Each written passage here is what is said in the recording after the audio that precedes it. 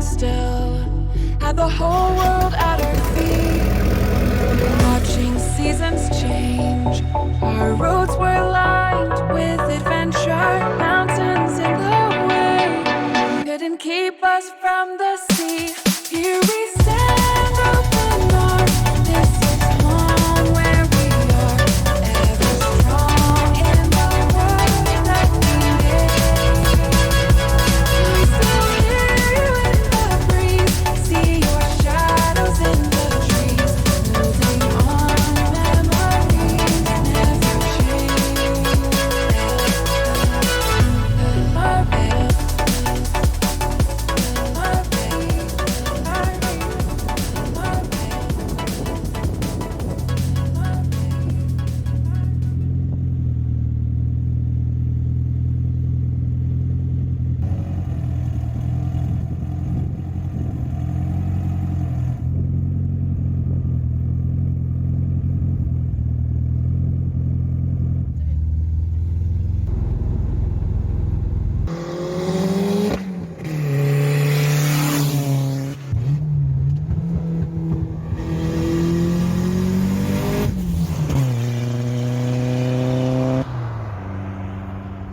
Welcome to the cockpit of my 2G Mitsubishi Eclipse GSX. It's 1998. It's wired with the FuelTech FT550.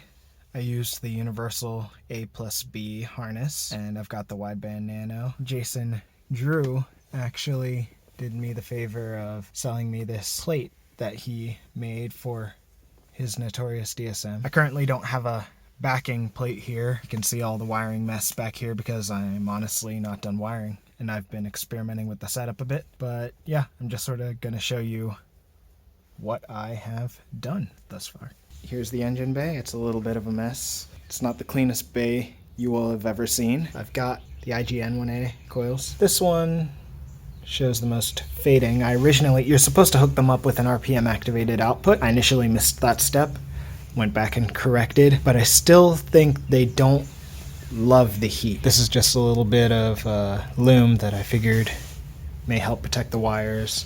I'll probably put something better there pretty soon. Got the Ohm Racing bracket on the valve cover. BR7ES spark plugs gapped to 14. In the stock fuel rail, I'm running FIC 1650 high Z injectors. With the power transistor out of the way, there's way more room to work with. Over here, I am running the 1G 1994 green top cam angle sensor housing, and it's getting both cam and crank signal from this device. I'm running a Yoshifab 24 tooth trigger disc, and that allows for more resolution when it's cranking and when it's driving. The ideal option is definitely to wire directly to the crank over on this side and go with the Kiggly 12-1 tooth. You'll notice that all the serious guys are running that, and I probably will be too sooner than later. Down here, I need to clean that up a bit. Running the MCR single wire Saturn alternator. I had to grind it quite a bit to get it to fit in the stock location, but it worked rather well, and I'm very happy with it. You see the FP ported and ceramic coated manifold. I was running a heat blanket, but I've decided not to for the time being. I'm running SPAL radiator fans, and these wires go directly to the PDM, which is inside of the car. I'll show you in a bit. Over here you can see my little MAC valve for boost control, an electronic boost controller. I'm running the FP Red UHF turbocharger, and it's attached to a recirculating intake pipe, a BMW hose here. It's connected to a little, this came with the boost test kit, and I just never need this size, so I made it part of the car, and it goes to a hose that connects to my sealed oil catch can, and it's just a simple Amazon catch can setup. As you can see, there's a lot of space over here, and that's because I completely relocated the battery to the trunk, which I'll show you now. I got these bus bars off of Amazon. I have a rear-mounted Optima red top battery going to a 200 amp breaker fuse. I know it could look a little cleaner, but it works. I've tried a few different types of terminals. I really like these because they're very easy to remove if I don't want to whip out my luck wrench.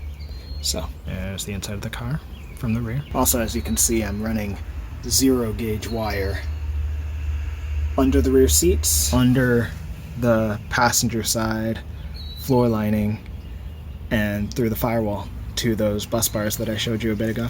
Hopping back in the car, ECU Master PMU 16 basically serves as a substitute for what would otherwise be a view/relay panel. I absolutely love this thing. It's programmable and super convenient. And here in the driver's seat, as I mentioned, I don't have a backing plate currently. Well, I have the material, but I haven't put it in place because I'm still experimenting with exactly how I want the wiring, and it's a little daunting. I haven't cut ABS before. I am running a push to start button, and yes, I know that'll drive some people crazy, but it works really well for me. I was having issues with my key socket and ignition switch, and just with the rewiring job. I like how it turned out.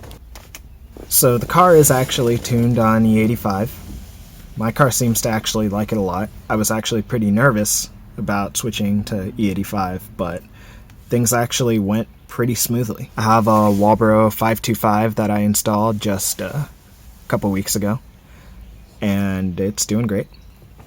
I also recently had a twin disc ACT cent iron clutch installed. Put in a clutch stop to go with it. You can see it right there. And when I hit the clutch, you'll see the 2-step rev limiter. Get ready. Yeah, it's a cool little unit. I intend to make more content soon. I just have a ton of things that haven't gone according to plan at all.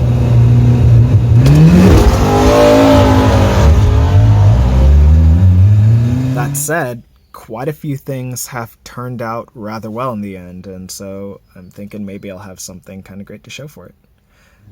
So stay tuned.